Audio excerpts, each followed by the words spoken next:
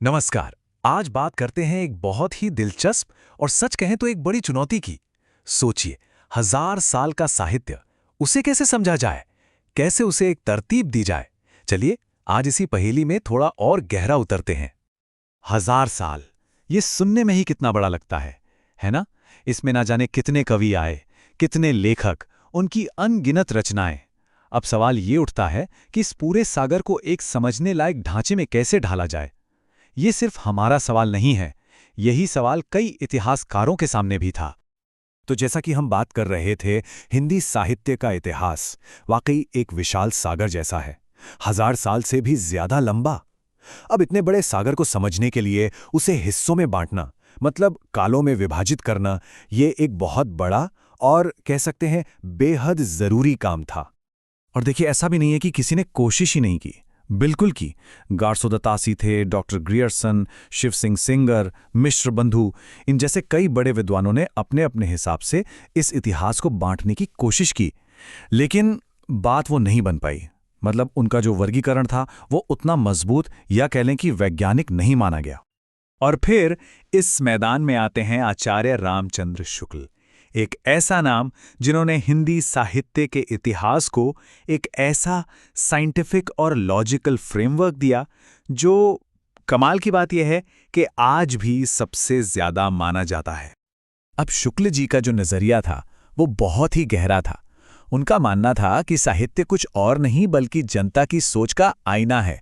उनकी एक बहुत मशहूर पंक्ति है, साहित्य जनता की चित्तवृत्तियों का संचित प्रतिबिंब होता है। मतलब सीधा सा है, किसी भी दौर का लिटरेचर उठाकर देख लीजिए, वो उस जमाने के लोगों की सोच, उनकी भावनाएं, उनके हालात, सबका एक रिफ्लेक्शन होता है, एक आईना। और बस इसी एक सोच से निकला उनका रेवोल्यूशनरी आइडिया। उन्होंने कहा कि किसी भी लिटरेरी पीरियड का नाम रखने के लिए हमें ये देखना चाहिए कि उस दौर की जो सबसे फेमस रचनाएं हैं उनमें सबसे डोमिनेंट ट्रेंड, सबसे हावी भावना कौन सी है, और बस उसी के आधार पर उस काल का नाम रख दो। यही वो वैज्ञानिक आधार था जो उनकी सबसे बड़ी देन बना। तो इसी सिद्धांत को आधार बनाकर उन्होंने 1000 साल के लंबे इतिहास को बहुत ही खूबसूरती से 4 हिस्सों में बांट दिया: वीरगाथा काल, भक्ति काल, रीति काल और आधुनिक काल। है ना एक सरल और कितना सुंदर समाधान। तो चलिए अब इस टाइमलाइन के सफर पर जरा आगे बढ़ते हैं और सबसे पहले 2 युगों को थोड़ा करीब से जानते हैं। सबसे पहला दौर, वीरगाथा काल। जैसा नाम से ही जाहिर है, ये वो समय था जब वीरता की गाथाएं गाई जाती थीं। जो कवि होते थे वो अपने राजाओं, अपने पेट्रन्स की बहादुरी, उनके पराक्रम के किस्से सुनाते थे। पृथ्वीराज रासो का नाम तो सबने सुना ही होगा। वो इसी दौर की एक शानदार मिसाल है। मतलब वीर रस एकदम चरम पर था। लेकिन रुकिए, कहानी इतनी सीधी भी नहीं है। साहित्य के इतिहास में हमेशा बहस की गुंजाइश रहती है। यहां एंट्री होती है आचार्य हजारी प्रसाद द्विवेदी की। वो शुक्ल जी की बात से पूरी तरह सहमत नहीं थे। शुक्ल जी ने कहा वीरगाथा काल, क्योंकि उन्हें 12 खास वीरगाथाएं मिली। लेकिन द्विवेदी जी का तर्क था कि नहीं, इसे आदिकाल कहना ज्यादा सही है, क्योंकि सिर्फ वीरता ही नहीं थी, और भी बहुत कुछ था, और इसकी शुरुआत भी और पहले से माननी चाहिए। तो ये जो बहस है ना, ये दिखाती है कि इतिहास कोई पत्थर की लकीर नहीं है। इसकी समझ हमेशा बदलती और विकसित होती रहती है। वीरगाथा काल के बाद जो दौर आया, ओहो, वो था भक्ति काल। इस दौर में जो साहित्य रचा गया उसकी क्वांटिटी और क्वालिटी दोनों इतनी जबरदस्त थी, इतनी बेजोड़ थी कि इसे हिंदी साहित्य का स्वर्ण काल यानी गोल्डन एज कहा जाता है, और ये नाम इसे बिल्कुल सही दिया गया है। अब भक्ति आंदोलन खुद में बहुत विशाल था, तो इसे समझने के लिए हम इसे 2 बड़ी धाराओं में बांट सकते हैं। एक थी निर्गुण धारा, मतलब जो ईश्वर को निराकार मानते थे, जिनका कोई रूप रंग नहीं। इसमें कबीर और जायसी जैसे संत कवि आते हैं। और दूसरी धारा थी सगुण, यानी जो ईश्वर को साकार रूप में पूजते थे। इसमें हमें मिलते हैं राम भक्त तुलसीदास और कृष्ण भक्ति में डूबे सूरदास और मीराबाई जैसे महान कवि। तो भक्ति की इस लहर के बाद साहित्य ने एक और करवट ली। चलिए अब हम कहानी में और आगे बढ़ते हैं और अगले 2 पड़ावों को समझते हैं, रीतिकाल और आधुनिक काल। रीतिकाल, इसे हम द एज ऑफ स्टाइल भी कह सकते हैं।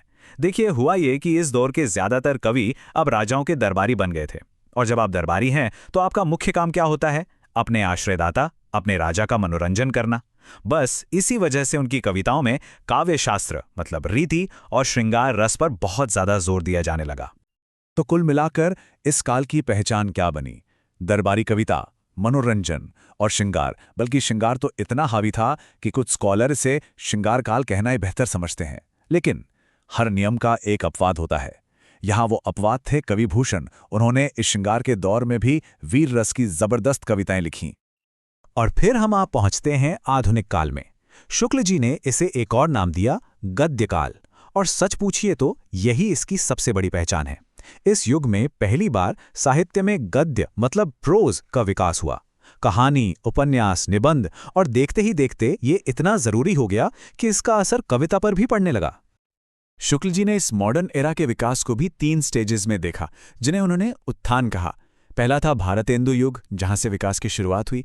फिर आया द्विवेदी युग, जहां भाषा को और सुधारा गया, उसे स्टैंडर्डाइज किया गया। और फिर तीसरा चरण छायावादी युग, जो क्रिएटिविटी के लिहाज से एक शिखर था। तो अब सवाल ये उठता है कि आखिर शुक्ल जी के इस पूरे वर्गीकरण की विरासत क्या है? मतलब ये आज भी इतना जरूरी क्यों माना जाता है? देखिए, सबसे जरूरी बात जो हमें याद रखनी है वो ये है कि जब हम किसी काल को एक नाम देते हैं, जैसे भक्ति काल, तो इसका मतलब ये नहीं कि उस दौर में सिर्फ भक्ति की ही रचनाएं हुईं। नहीं, इसका मतलब है कि भक्ति उस दौर की सबसे डोमिनेंट, सबसे प्रबल भावना थी। भक्ति काल में भी वीरता की कविताएं मिलेंगी और वीरगाथा काल में भी भक्ति के पद मिल जाएंगे। नाम हमेशा उस ट्रेंड को दिया जाता है जो सबसे ऊपर हो। और मेरे ख्याल से यही वो वजह है कि इतनी बहसों के बाद भी आचार्य शुक्ल का दिया हुआ मॉडल आज भी टिका हुआ है। क्यों? क्योंकि इसका आधार वैज्ञानिक है, इसका स्ट्रक्चर लॉजिकल है और इसे ज्यादातर लोगों ने स्वीकार किया है। ये हिंदी साहित्य को पढ़ने समझने के लिए एक बहुत मजबूत बुनियाद, एक फाउंडेशन देता है। तो अगर हम शुक्ल जी की बात माने कि साहित्य अपने समय का आईना होता है, तो एक सवाल मन में आता है ना?